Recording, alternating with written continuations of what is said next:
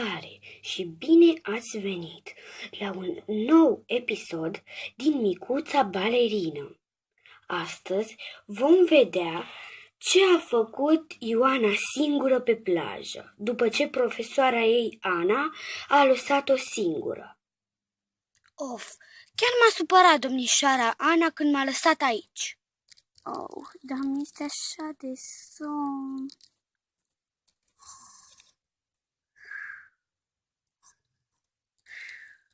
Acesta este visul tău, Ioana. Acum va începe.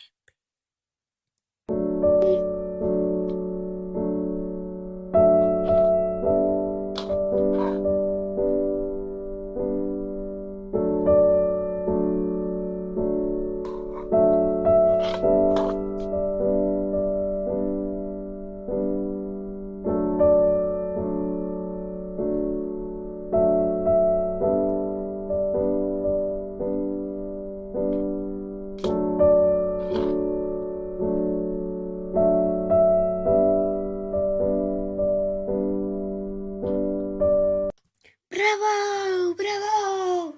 Felicitări, bravo! Bravo, bravo! Mulțumesc, mulțumesc, mulțumesc. Ce s-a întâmplat? Am visat cumva?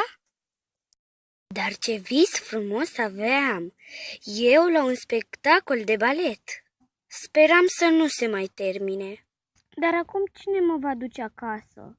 Acum că sunt uscată, pot intra în orice Să ne interesăm. Să-mi fac bagajele și să mergem în oraș. Sunt pregătită. Acum va trebui să așteptăm să vedem dacă vine vreo mașină. Hei! Această mașină nu a vrut să mă ia. Hei! Nu. Hei! Nu, scuze, sunt ocupată. Oh, bine. Hei! Urcă! Oh, mulțumesc mult. Nu este nicio problemă. Doar să-mi spui unde vrei să te las. Pe strada Gotlin, numărul 7. Bine, să pornim.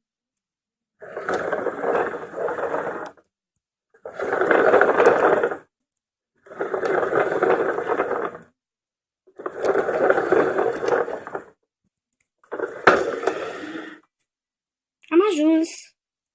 Oh, îți mulțumesc din suflet că m-ai ajutat.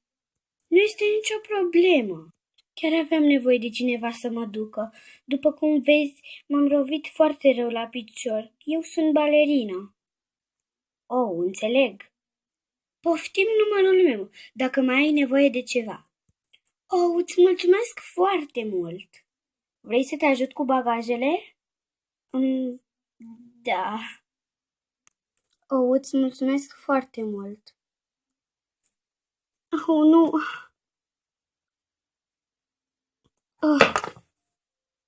Oh, îți mulțumesc că m-ai prins.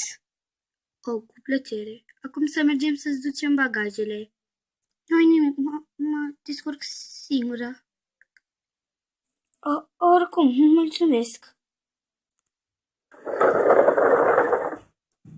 În sfârșit am ajuns. Ce obosită sunt. M-aș culca direct, dar trebuie să o sun pe prietena mea cea mai bună. A fost cu mine la liceu. Hei, bună, seniora! Bună, Ioana, ce mai faci? Bine, tu? Știi, în Irlanda. Știu, dar în curând se apropie ziua ta și vreau să-ți urez la mulți ani. Oh, îți mulțumesc mult, dar am și o veste rea. M-am rănit la picior, am piciorul rupt.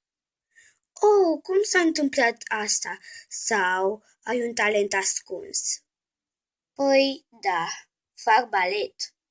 Am descoperit acest talent de curând și îmi place foarte, foarte, foarte mult să-l practic. Și cum îți mai merge cu tenisul? Foarte bine. Mă bucur. Tu acum trebuie să-ți găsești o facultate. Cred că ți s-ar potrivi facultatea sportivă? Cred că da. Haide, știu că vei putea să faci asta. Încă nu știu. 90% din gândul meu spune că trebuie să mă înscriu. Și eu la fel, cred că trebuie să te înscrii. Mă mai gândesc. Bine, pa, vorbim mai târziu. Pa, seniora, o seară bună. Pa, Ioana, o seară bună și ție. Acum ați cunoscut-o pe cea mai bună prietena mea. Sunt super obosită. M-am culcat direct.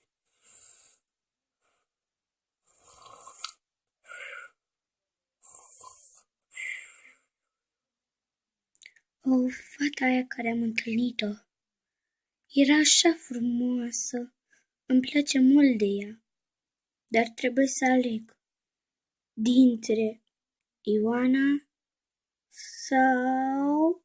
Veți vedea cu cine este împreună în episodul următor. Dar până atunci urmăriți-ne. La revedere! Cam atât a fost pentru astăzi.